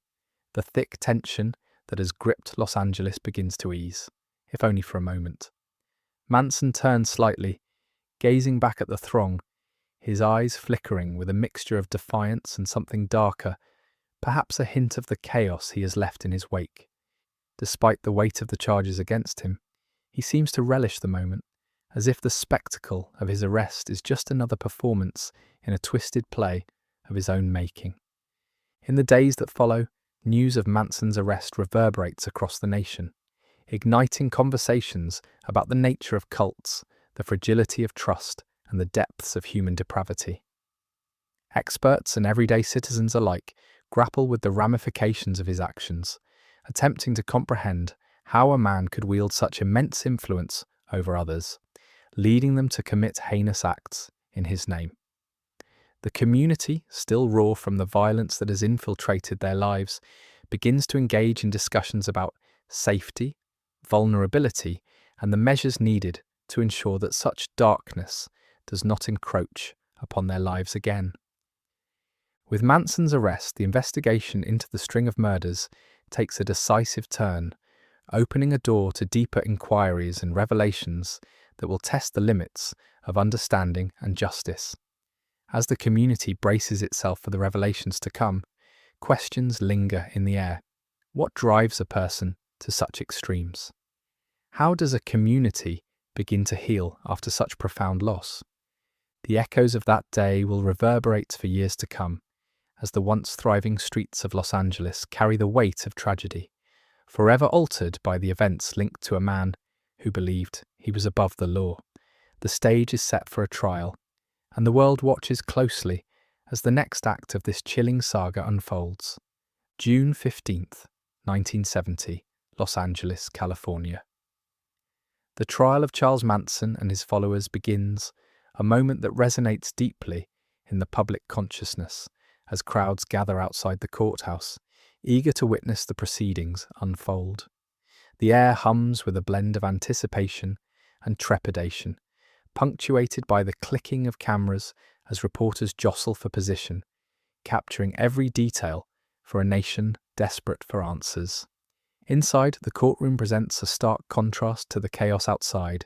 It is a solemn space, heavy with the gravity of lives irrevocably altered, where the lingering shadows of violence cling to every corner. Tension crackles through the atmosphere as Manson enters, flanked by his co-defendants, each face reflecting either defiance or resignation. Manson, with his wild hair and piercing gaze, embodies the chaotic energy that has both captivated and horrified the nation. His followers, young men and women who once sought freedom and love, now sit with an unsettling stoicism, ensnared in the web of their leader's influence. As they settle into their seats, the rustle of papers and murmured conversations fills the room, a prelude to the emotional storm that is about to unfold. Judges and attorneys take their places. The gavel strikes with authority, silencing the murmurs as the proceedings commence. The lead prosecutor, a figure cloaked in determination, begins to lay out the grim narrative of events that led to the brutal murders of Sharon Tate and her friends, and later, Leno and Rosemary LaBianca. His voice resonates with the weight of the lives lost, punctuated by the collective gasps from courtroom spectators as he recounts the horror that transpired on those fateful nights. The details are stark and haunting. While avoiding graphic descriptions, the gravity of the situation is unmistakable. Each word serves as a painful reminder of the anguish rippling through the victims' families and the broader community. Outside, the crowd swells, a mix of curious onlookers and concerned citizens, each grappling with their own understanding of the darkness that has seeped into their once peaceful lives. The sound of chanting rises and falls, a cacophony of support for the victims and outrage directed at the perpetrators. Some hold signs emblazoned with slogans demanding justice, while others express disbelief that such horrors could occur in their neighborhood. The din of voices echoes against the courthouse walls, merging with the distant hum of traffic, creating a surreal soundtrack to this historical moment. Within the courtroom, the defense team counters the prosecution's narrative, attempting to portray Manson and his followers as victims of circumstance, manipulated by a charismatic leader. The defense attorney's voice slices through the air, suggesting that the true blame lies beyond the defendants in a society that has failed to comprehend their plight. The words linger, prompting observers to exchange glances, grappling with the implications of this defense. The fabric of the courtroom is woven with emotion as families of the victims sit in quiet grief, their expressions etched with the weight of their loss, contrasting sharply with the youthful faces of Manson's disciples. As the trial unfolds day after day, media coverage intensifies, drawing national attention. Reporters provide updates, their voices echoing through living rooms across the country, each broadcast reflecting a community on edge. The fascination with Manson grows, fueled by his bizarre behavior in court, laughing at inappropriate moments and speaking cryptically about his beliefs. His laughter feels dissonant against the backdrop of tragedy, creating an unsettling dichotomy that captivates the public's morbid curiosity. As cameras focus on Manson, his image becomes emblematic of a culture grappling with fear, violence, and the search for meaning amid chaos. Inside the courtroom, the tension escalates as witnesses take the stand. Some testify about their encounters with Manson and his followers, recounting chilling tales of manipulation and fear that thicken the air around them.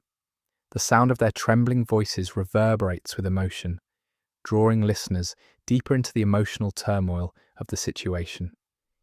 Each testimony reveals the profound impact of Manson's ideology, illuminating how one man's influence can lead to unspeakable acts of violence. Observers lean in, hanging on every word as the reality of the situation sinks in, the tragic choices made by Manson's followers and the darkness that enveloped their lives. As the trial progresses, public sentiment begins to shift, igniting discussions about the societal implications of the crimes committed. Many express a deep-seated fear of the darkness that lurked within their community, questioning how such horror could arise in places once considered safe. The air is charged with unresolved tension as families of the victims, advocates for justice, and members of the public gather outside the courthouse, their voices merging into a collective demand for accountability. With each passing day, the atmosphere thickens, laden with urgency as the quest for answers and closure continues. The courtroom dynamics evolve into a stage for the interplay between justice and the haunting memories of the victims. Observers reflect on the emotional toll of the proceedings, often stepping outside to seek solace in the fresh air, where the scents of summer mingle with the dust of the past. Conversations linger on street corners as people grapple with the enormity of the trial, pondering how a community can heal from such profound loss. The day comes to an end, yet the echoes of the trial resonate long after the gavel falls, each moment serving as a reminder of the fragility of life and the darkness that can unexpectedly invade. As the sun sets over the courthouse, a hush falls over the crowd, their anticipation hanging palpably in the air. Each day brings new revelations and emotional upheaval, hinting at the troubling complexities of the human experience. What answers will emerge from this trial? The journey is just beginning, setting the stage for the unfolding narrative of justice and the quest for truth in the aftermath of tragedy. January 25th, 1971, Los Angeles, California. The air hangs heavy with tension as Charles Manson, once a self-proclaimed prophet and the charismatic leader of the Manson family, sits in the courtroom, a stark figure amid the swirl of reporters and onlookers. Today marks a pivotal moment, one that echoes through the hearts of those affected by the tidal wave of violence he orchestrated. As the judge reads the verdict, a sense of finality permeates the room, leaving an indelible mark on a community still grappling with the aftermath of the Tate and LaBianca murders. In the hushed courtroom, the words "guilty of first-degree murder" ring out, cutting through the silence like a knife. Manson sits with an eerie calm, his expression a mixture of defiance and resignation, a stark contrast to the emotional turmoil rippling through the gathered families and survivors. For them, this moment transcends mere justice.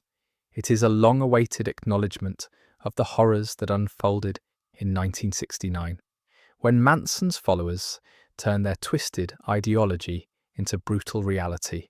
The victims' families, who have endured years of grief and uncertainty, breathe in the weight of the verdict, their emotions a tempest of relief and sorrow.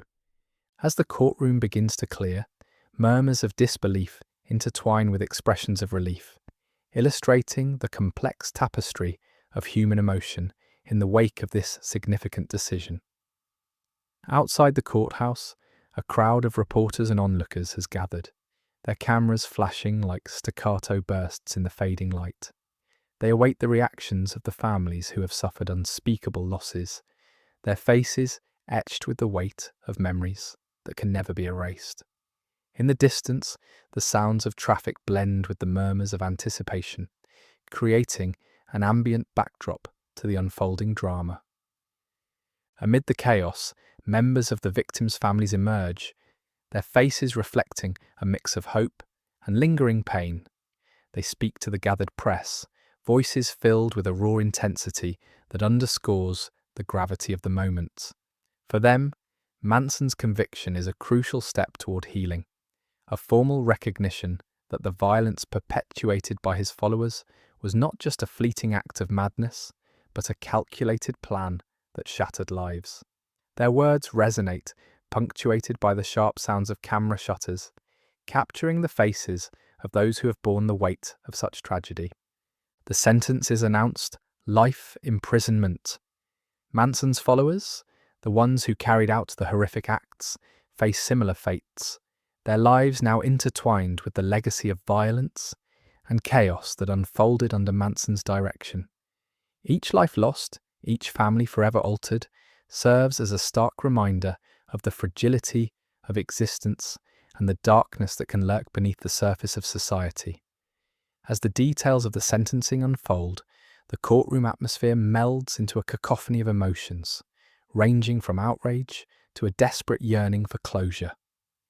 In the days that follow, the media frenzy continues to swirl around Manson's trial and its outcome, feeding the public's insatiable curiosity about a case that has become emblematic of a fractured society. Talk shows and news segments dissect every element of the trial, examining the motives, the ideologies, and the chaotic tapestry of a cult that spiraled into madness. Each discussion is tinged with lingering questions. How could this happen? What drove Manson and his followers to such unspeakable acts? As the sun sets over Los Angeles, the city bears the scars of its past, haunted by the shadows of individuals whose lives were irrevocably changed by a single malevolent figure. Manson's conviction ignites a flurry of conversations that ripple through the community, sparking debates about the nature of evil and the lengths to which one can go for a misguided vision. Survivors and advocates for justice band together, sharing their stories in a concerted effort to ensure that the names of those lost are not forgotten. They gather in candlelight vigils, their flickering flames representing both a mourning for the past and a resolute stand against the darkness that threatened to engulf them. The scent of burning wax mingles with the cool evening air, creating an atmosphere of unity and resilience as they honour the memories of loved ones taken too soon. In this period of reflection, the community begins to confront the questions that linger in the aftermath of the trial. What drives a person to such extremes? How does a community begin to heal after such profound loss? The answers remain elusive, hidden beneath layers of grief and anger, but the collective resolve to seek understanding and healing becomes a beacon of hope in a landscape marred by tragedy. The sounds of soft weeping and whispered prayers resonate through the gatherings, echoing the strength of those who refuse to let the darkness define their narrative. As the community rallies together, the legacy of the Manson family continues to loom large, casting long shadows over Los Angeles. The conviction of Charles Manson signifies more than just a moment of justice. It represents a turning point, a chance for the city and its residents to reclaim their sense of safety and humanity. Yet the question remains, what steps will be taken to ensure that such darkness does not encroach upon their lives again? The search for answers propels the community forward, navigating the delicate balance between remembering the past and embracing the promise of a future free from fear. The courtroom doors close behind Manson, marking the end of this chapter, while the journey of healing and understanding begins for those he left in his wake. As the echoes of the trial fade, the quest for justice lingers, intertwining with the vibrant threads of resilience that define a community determined to rise above its shadows. The story, however, is far from over, as the consequences of Manson's actions continue to reverberate, shaping the lives of countless individuals and families for generations to come. The path ahead is fraught with uncertainty, yet a glimmer of hope persists amid the darkness, hinting at the possibility of redemption and renewal. January 1st, 1971, Los Angeles, California. The media frenzy surrounding the Manson case escalates. Television newsrooms are alive with energy, the hum of cameras rolling and reporters hustling to keep the public informed about a case that has captivated the nation. The atmosphere is charged with anticipation as journalists sift through a torrent of information, piecing together the dark narrative of Charles Manson and his followers. Outside the courthouse, a crowd gathers, their faces illuminated by the bright lights of cameras capturing every moment. Here, the intersection of crime and media creates a spectacle that transcends mere reporting, weaving itself into the cultural fabric of America. In the aftermath of the Tate and LaBianca murders, the public's fascination with the Manson family morphs into an obsession. Newspapers across the country emblazon their front pages with sensational headlines, detailing the gruesome events and the alleged motives behind the killings. Readers are drawn in, their imaginations ignited by the notion of a cult leader exerting power over a devoted group of followers. The term Manson family rolls off tongues like a whispered secret, evoking both allure and horror. The scent of ink and paper fills the busy newsrooms as reporters work tirelessly to capture the latest developments in a story that seems to darken with each passing day. Television broadcasts dissect every twist and turn of the case, with analysts offering commentary that swings between the academic and sensational. Viewers sit glued to their screens, entranced by the unfolding drama, each new revelation acting as a breadcrumb, leading them deeper into a rabbit hole of violence and insanity. The sharp crackle of static punctuates the broadcasts, a constant reminder of the urgency behind the coverage. As journalists delve into the psychological implications of Manson's influence, the public's perception begins to shift, transforming real-life events into a kind of urban legend that captivates a generation. As the trial approaches, the courtroom morphs into a stage where the drama unfolds under the watchful gaze of the media. Correspondents swarm the area, microphones poised, ready to capture the next shocking development. Flashes from cameras illuminate the faces of the accused, their expressions a mix of defiance and confusion. Tension hangs thick in the air, punctuated by the murmurs of onlookers speculating about the proceedings. What does it mean to be part of such a notorious case? How will it change the lives of those involved, from the victims' families to the jurors tasked with deciding their fate? Community reaction is equally intense, as citizens grapple with the implications of the Manson case. In the streets of Los Angeles, discussions erupt in coffee shops, bars, and around dinner tables.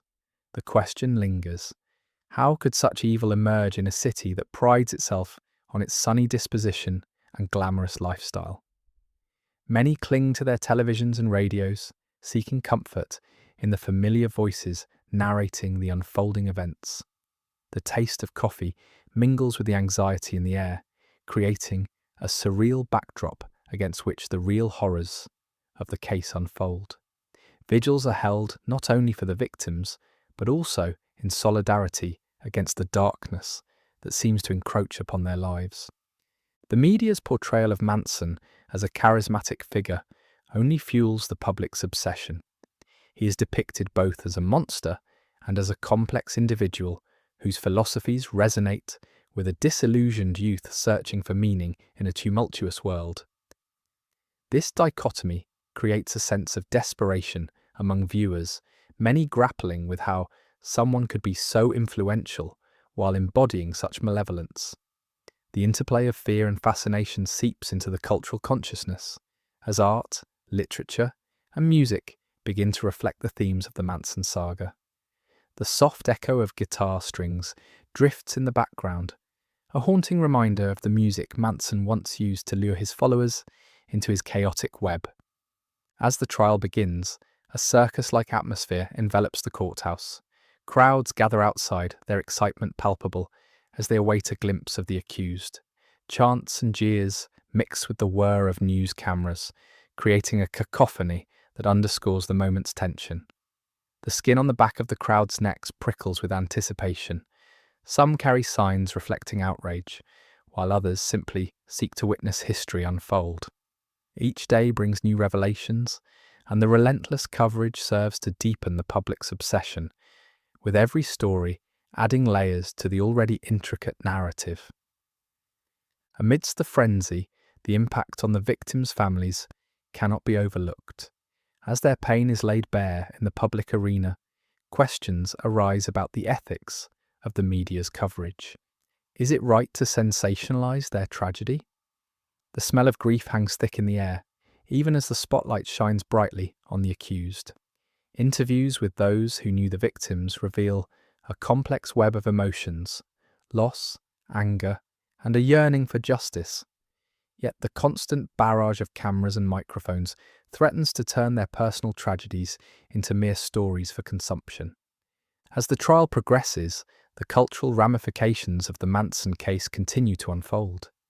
It forces society to confront the darker aspects of human nature, challenging notions of safety and community. The enduring questions echo in the minds of many.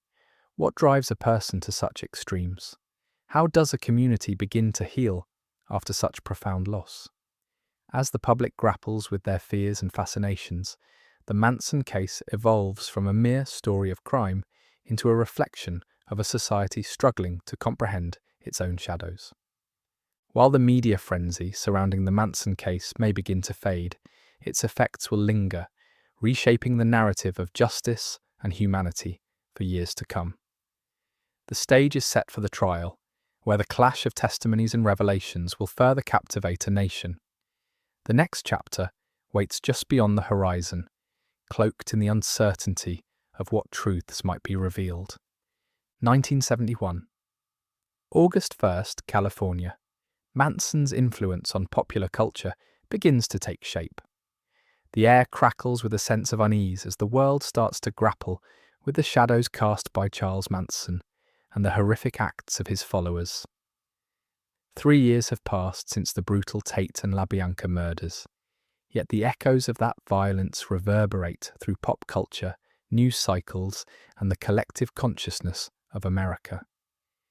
As the dust settles on a turbulent decade, Manson's influence seeps into the fabric of society, leaving an indelible mark that shapes both fear and fascination.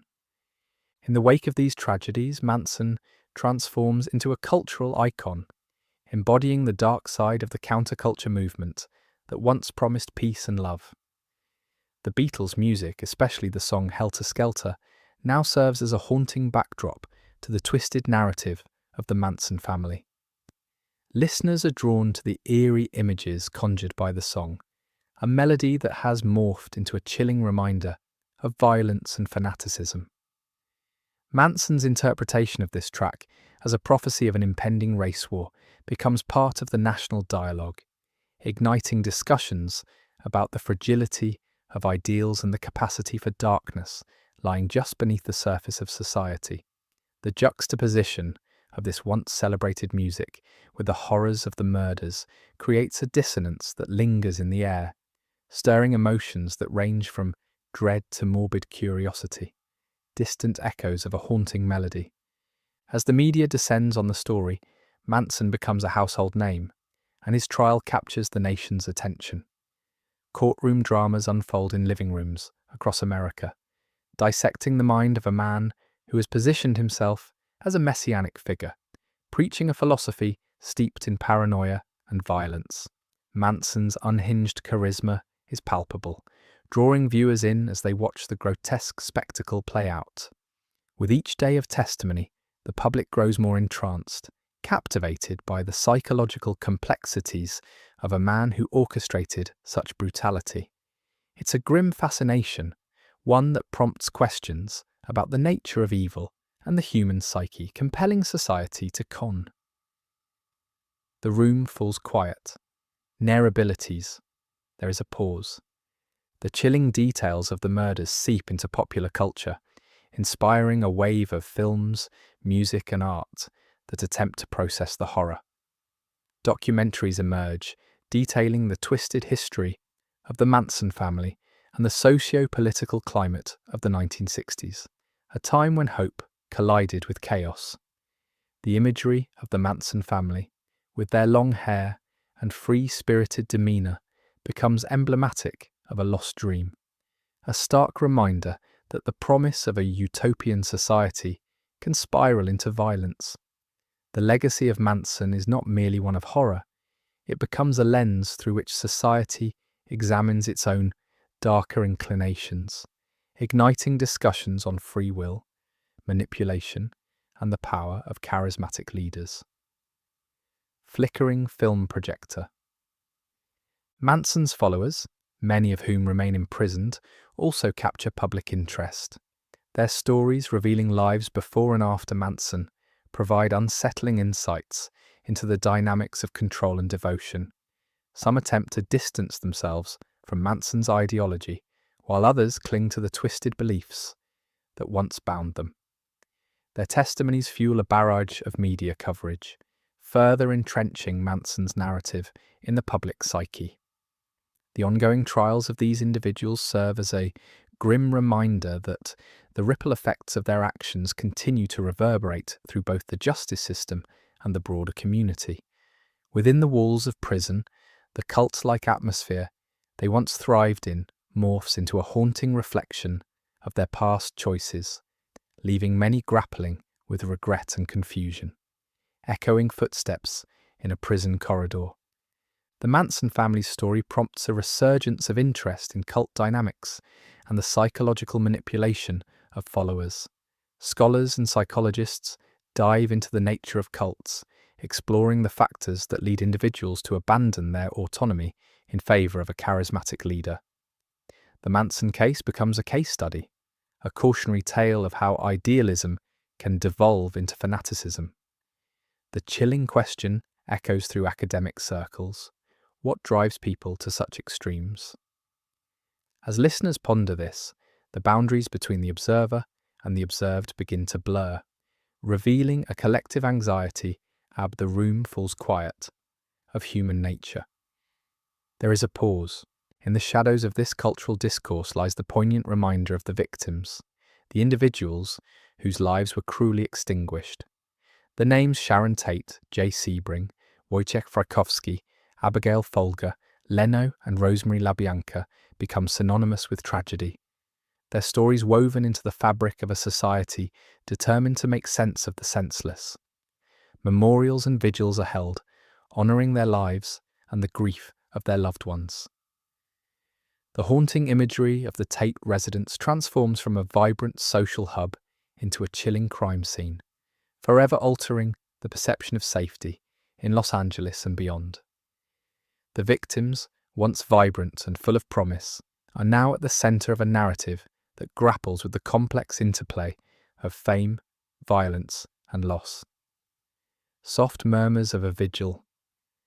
As the world continues to reflect on Manson's legacy, the line between reality and sensationalism becomes increasingly blurry. The public's insatiable appetite for true crime stories expands, fueled by the belief that understanding the darkness might prevent it from re-emerging. This fascination paves the way for countless portrayals in literature, film, and television, ensuring that the legacy of Charles Manson endures in cultural memory. As society grapples with the question of how to heal, it also confronts the uncomfortable truths about itself. What lurks beneath the surface, and how do we ensure that such darkness as the room falls quiet upon our lives again? There is a pause. As the currents of time shift, the ongoing discourse surrounding Manson and his followers doesn't wane. The impact of their actions continues to unfold, leaving behind lingering questions about society and the nature of evil. With the stage set for deeper exploration into the aftermath of the Manson legacy, the journey toward understanding takes another turn. 2023, January 1st. Various locations.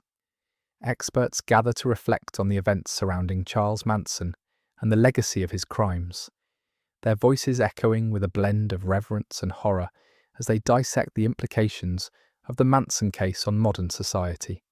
The air is charged with an intense focus as they delve into the psychology of a man who captivated and subsequently corrupted a generation, leaving behind a trail of devastation that still resonates today. Dr. Emily Keene, a psychologist specializing in cult behavior, speaks from a modest office, lined with bookshelves. The walls are adorned with framed degrees, a testament to her extensive study of human behavior under extreme circumstances. Many of us wonder how someone like Manson could gain such a loyal following, she begins, her tone measured and thoughtful. Her voice carries the weight of knowledge as she articulates the complex interplay between Manson's charisma and the vulnerability of his followers. He exploited the cultural zeitgeist of the 1960s, tapping into the disillusionment and yearning for meaning that many young people felt. His followers were searching for something greater than themselves, and he offered them a vision, albeit a twisted one, of community and purpose. Distant traffic hum. As she speaks, ambient noise from a nearby street drifts into the room, the faint hum of traffic underscoring her insights. Listeners might picture the surrounding city, bustling with life, unaware of the dark history that lingers just beneath the surface. Dr. Keene continues, Manson's rhetoric, particularly his interpretation of the Beatles' music, provided a dangerous allure. He framed his messages within the context of love and peace, but underneath lay a sinister call to violence, wrapped in the guise of a prophetic narrative. In a different setting, Professor Mark Jenkins, a sociologist, reflects on the broader societal implications of the Manson family's actions. The interview takes place in a university lecture hall, where students once gathered to explore the intersection of culture and crime. Professor Jenkins leans forward, his voice rich with authority, as he explains the phenomenon of societal fear that followed the Tate and LaBianca murders. What happened in Los Angeles in 1969 shattered the illusion of safety, he states, his eyes scanning the faces of unseen listeners. It forced a reckoning of what could happen when ideology spirals into fanaticism. Communities were left grappling with not just the loss of innocent lives, but the unsettling realization that such darkness could exist within their midst, clock ticking. The resonance of his words hangs heavily in the air, punctuated by the sound of a clock ticking, a reminder of time's relentless march forward. The Manson case serves as a cautionary tale, he adds, his voice steady. It compels us to question how we define safety and community. It also highlights the need for vigilance against the seductive power of extremist ideology, which can flourish under the right circumstances. At a cosy cafe, tucked away from the chaos of the outside world, journalist Sarah Miles offers her perspective on the media's role in shaping public perception of the case. The rustling of coffee cups and the soft clink of teaspoons against china backdrop her reflections. The media frenzy that erupted after the murders transformed the Manson family into cultural icons of horror, she explains, her passion evident. The sensationalism surrounding the story often overshadowed the humanity of the victims. It was as if their lives were reduced to mere footnotes in a larger narrative about evil. Coffee brewing. As she speaks, the smell of freshly brewed coffee wafts through the air, mingling with the sweet scent of pastries. This obsession with the macabre has persisted, becoming a part of our collective consciousness. Today, it raises important questions about ethics in journalism, especially in how we report on tragedies. Are we honouring the victims, or are we simply feeding the public's appetite for sensational stories? The conversation shifts to a historical perspective as Dr. Leonard Harper, a historian specialising in the counterculture movement, reflects on the significance of the Manson case within the tapestry of American history. His voice carries a gravitas shaped by years of research.